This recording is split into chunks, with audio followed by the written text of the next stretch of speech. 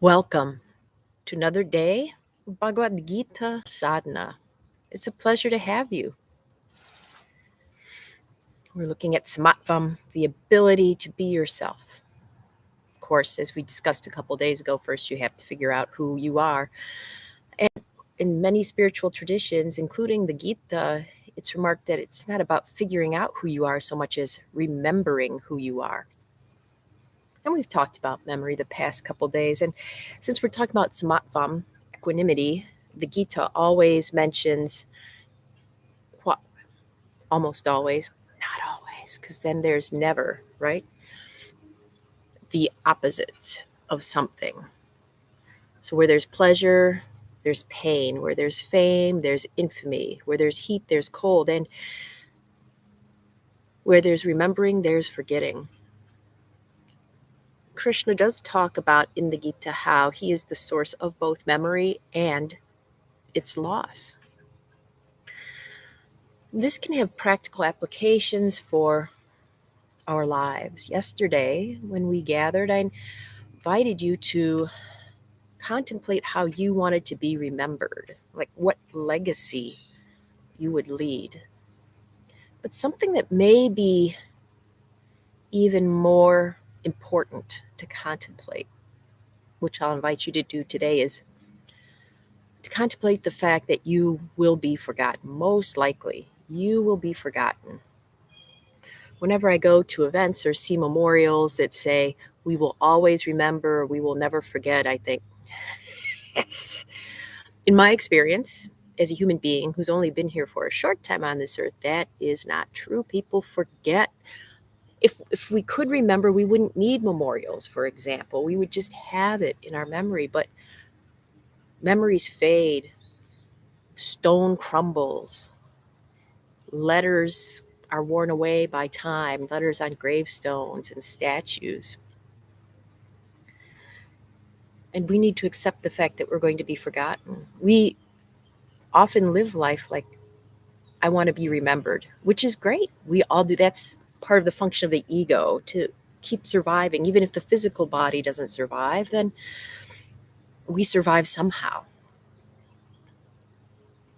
But the truth is, we forget. So we can live our lives to be remembered. And that's a good thing. Like, what legacy are we going to pass on to our children, to our grandchildren? But if you think back in your own heritage, I bet many of you can't remember anything about your great grandparents or even your great great grandparents. I did some genealogy research, and I can't remember anything beyond my great grandparents because the records of all my ancestors on my maternal side were destroyed by bombings in one of the world wars. So, and my grandparents are gone, and great aunts and uncles on that side are gone. So all these wonderful people that helped me to be here and that passed on some great traits and qualities, I have no idea. And I know they were wonderful, wonderful people because I'm wonderful. Think of yourself that way. Focus on those traits they've passed down, but they're forgotten. We need to come to terms. So another way we can look at living life is, yes, live life as if we're going to be remembered, because we will be by some, but within probably, if I'm generous, within 80 years of our death, most of us will be like, who? What? Where? Nothing. Does that mean our lives aren't important? No. But it can help us reframe our lives. What if you live, how would you live differently, perhaps, knowing that pretty much anything you do isn't going to be remembered? Having worked with people who are dying, a lot of folks regret what they didn't do because they didn't want to look foolish. Well, heck, your foolishness is probably not going to be remembered. So a personal story that perhaps you can relate to, and then we'll practice, is, for example, my grandmother. When she was younger, and even, yeah, when she was younger than me, holy cow. Anyhow, she was extremely active. She was part of golf teams and bowling teams, and she was president of a women's auxiliary for a group. And she was really well known and social and intelligent and witty. But by the time she passed at 94, there was hardly anybody at her funeral besides her family. And part of that is, she had an illness in the last few decades of her life that didn't permit her to get out and about, but also the people that she had done all this stuff with were already dead. All that she had done and all the wonderful things are not remembered except for a very few, even in her life. So it's sobering, but it may be freeing also. And today's practice is dedicated to those whom we've forgotten, those whose bodies or stories lie unknown, untold. Can we have compassion for them, because someday soon that's most likely going to be us? And if you're thinking this is depressing, why is this any more or less depressing than thinking about being remembered? I can think of some things I would never want to be remembered for that I've done in my life, but we're not going to talk about that here. Let's do our balance practice to balance our mind, to find centering in the opposites.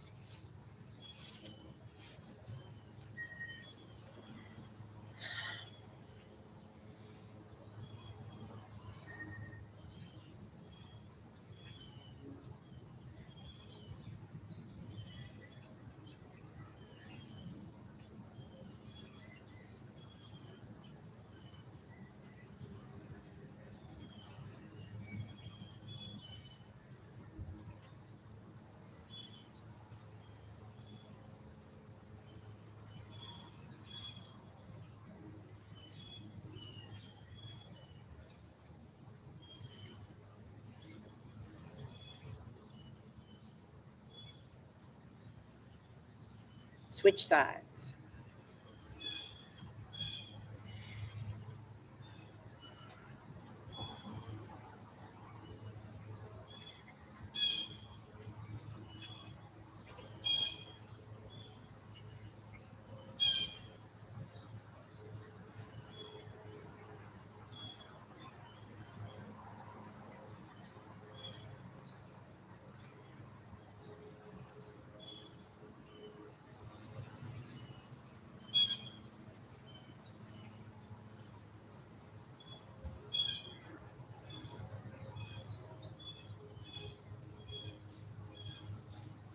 Okay, come on back for our contemplation. 5 minutes to contemplate the fact that most likely within less than a century of your physical passing, your embodiment will be forgotten by pretty much everyone. Will that affect how you live your life today? 5 minutes.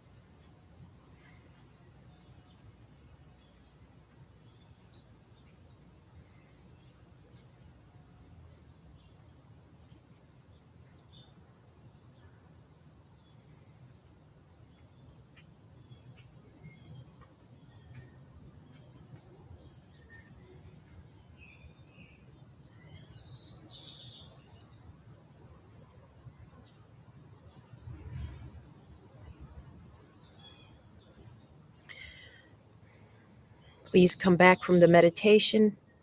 I apologize. I set the timer for the wrong length, so we were actually in there a little more than 6 minutes today. Isn't that ironic? I forgot to hit the right button today about forgetting. Wow. Huh. Well, let's see what ironies unfold when hopefully we meet again tomorrow. Until then.